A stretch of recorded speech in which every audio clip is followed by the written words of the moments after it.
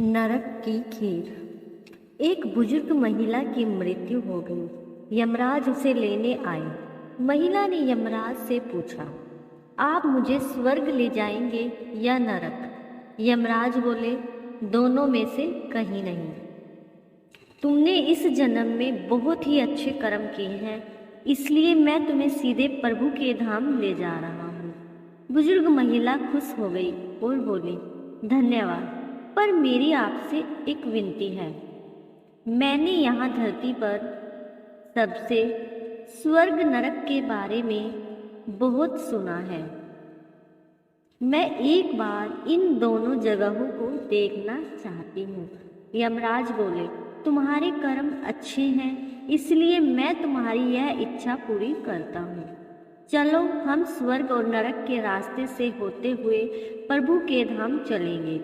दोनों चल पड़े। सबसे पहले नरक आया। नरक में बुजुर्ग महिला ने जोर जोर से लोगों के रोने की आवाज़ सुनी। नरक में सभी लोग दुबले पतले और बीमार दिखाई दे रहे थे। महिला ने एक आदमी से पूछा, यहाँ आप सब लोगों की ऐसी हालत क्यों है? आदमी बोला, तो और कैसी हालत होगी? मरने के बाद जब से यहाँ आए हैं, हमने एक दिन भी खाना नहीं खाया। भूख से हमारी आत्माएं तड़प रही है। बुजुर्ग महिला की नज़र एक विशाल पतीले पर पड़ी, जो कि लोगों के कद से करीब 300 फुट ऊंचा होगा। उस पतीले के ऊपर एक विशाल चम्मच लटका हुआ था। उस पतीले में से बहुत ही शानदार खुशबू आ रही थी। बुजुर्ग महिला ने उस आदमी से पूछा, इस पतीले में क्या है? आदमी मायूस होकर बोला, ये पतीला बहुत ही स्वादिष्ट खीर से हर समय भरा रहता है। बुजुर्ग महिला ने हैरानी से पूछा, इसमें खीर है? तो आप लोग पेट भर के ये खीर खाते क्यों नहीं? भूख से क्यों तड़प रहे हो? आदमी रो रो कर बोलने लगा, कैसे खाएं? ये पतीला 300 फीट ऊंचा है। हम में से कोई भी उस पतीले तक नहीं पहुंच पाता। बुजुर्ग महिला को उन पर तरस आ गया।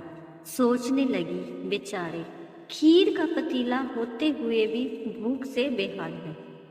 शायद ईश्वर ने इन्हें यही दंड दिया होगा। यमराज बुजुर्ग महिला से बोले, चलो, हमें देर हो रही है। दोनों चल पड़े। कुछ दूर चलने पर स्वर्ग आया। वहां पर बुजुर्ग महिला को सबकी हंसने खिलखिलाने की आवाज सुनाई दी। सब लोग बहुत खुश दिखाई दे रहे थे। उनको खुश देखकर बुजुर्ग महिला भी बहुत खुश हो गई। पर वहां स्वर्ग में भी बुजुर्ग महिला की नज़र वैसे ही 300 फुट ऊंचे पतीले पर पड़ी जैसा नरक में था। उसके ऊपर भी वैसा ही चम्मच लटका हुआ था। बुजुर्ग महिला ने वहां लोगों से पूछा, इस पतीले में क्या है? स्वर्ग के लोग बोले, इसमें बहुत स्वादिष्ट खीर है। बुजुर्ग महिला हैरान हो गई। उनसे बोली, पर यह पतीला तो 300 फीट ऊंचा है। आप लोग तो इस तक पहुंच ही नहीं पाते होंगे। उस हिसाब से तो आप लोगों को खाना मिलता ही नहीं होगा। आप लोग भूख से बेहाल होंगे। पर मुझे तो आप सभी इतने खुश लग रहे हो, ऐसे कैसे? लोग बोले, हम तो सभी लोग इस पतीले में से पेट भर के खीर खाते हैं। महिला बोली, पर कैसे? पतीला तो बहुत ऊंचा है। लोग बोले, तो क्या हो गया? पतीला ऊंचा है तो यहाँ पर कितने सारे पेड़ हैं। ईश्वर ने ये पेड़ पौधे, नदी, झरने हम मनुष्यों के उपयोग के लिए तो बनाए हैं। हमने इन पेड़ों की लकड़ी ली, उसको काटा, फिर लकड़ियों के टुकड़ों को जोड़ के विशाल सीढ़ी का निर्माण किया। उस लकड़ी की सीढ़ी के सहारे हम पतीले तक पहुँचते हैं और सब मिलकर खीर का आनंद लेते हैं। बुजुर्ग महिला यमराज की तरफ देखने लगी। यमराज मुस्काए और बोले, ईश्वर ने स्वर्ग और नरक मनुष्यों के हाथों में ही सौंप रखा है।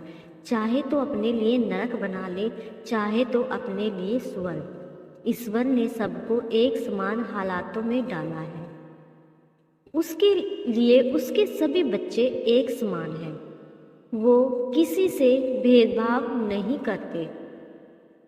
वहाँ नरक में भी पेड़ पौधे सब थे, पर वो लोग खुद ही आलसी हैं। उन्हें खीर हाथ में चाहिए। वो कोई कर्म नहीं करना चाहते, कोई मेहनत नहीं करना चाहते, इसलिए सब भूख से बेहाल है। यही तो ईश्वर की बनाई इस दुनिया का नियम है। जो कर्म करेगा, मेहनत करेगा, उसी को मीठा फल खाने को मिलेगा। अर्थात स्वर्ग एवं नरक आपके हाथ में ही है। मेहनत करें, अच्छे कर्म करें और अपने जीवन को स्वर्ग बनाएं।